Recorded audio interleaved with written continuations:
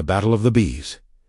In an ancient forest, many species of bees lived together in harmony, or at least they used to. There were the honeybees, hardworking and united, living in large hives and fiercely protecting their honey. Then there were the hornets, powerful warriors with massive bodies and even bigger attitudes. They loved nothing more than attacking anyone who dared get in their way. The bumblebees, though slow and not very aggressive, were incredibly resilient and often made their homes in the hollows of trees. Lastly, the ground bees, small but fierce, who spent their days digging through the soft earth, coming out only to attack unsuspecting passers. They were the masters of surprise tactics. Every year when the flower season came, the valley would be drenched in golden sunlight, and the air would be filled with the sweet smell of nectar. It was a time of plenty, but it also meant war, because when the flowers bloomed, so did the battle lines. All the bees wanted the nectar,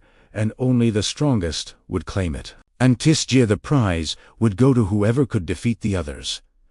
And so a great battle broke out. At first, it was the honeybees that spotted the hornets raiding their hives. Enraged, they buzzed over to confront the attackers. But the hornets, with their massive bodies and sharp stingers, were too powerful for them to handle. Just as the honeybees began to lose hope, the bumblebees and ground bees joined the fight. The hornets had invaded their territories, and they weren't going to stand for it. And so the battle began. In Act 1 of the battle, the honeybees flew into the sky in V-shaped formations, buzzing loudly to try and intimidate the hornets. But the message didn't get through because the hornets kept charging ahead, slamming into the honeybees and sending them sprawling to the ground. One by one, the honeybees fell, and soon the sky was clear of bees. Then, as if out of nowhere, the ground bees burst out of the holes they had been digging. They zoomed around the hornets, stinging them and throwing their ranks into chaos.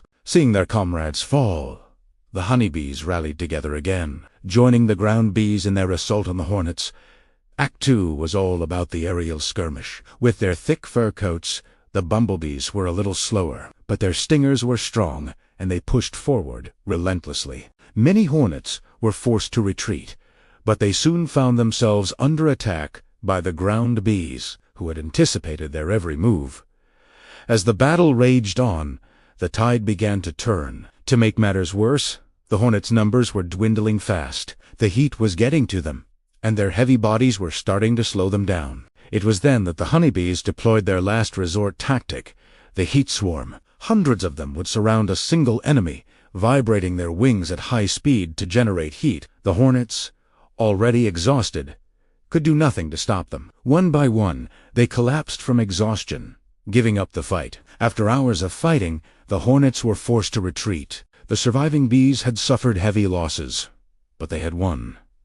As the sun began to set, they surveyed the battlefield. The valley was theirs for the taking, but instead of claiming it all for themselves, they decided to share it. The honeybees would keep the main fields, while the bumblebees and ground bees would take turns protecting the outer areas. And so the Battle of the Bees came to an end, leaving behind a valuable lesson. True strength lies not only in size, but also in unity and strategy.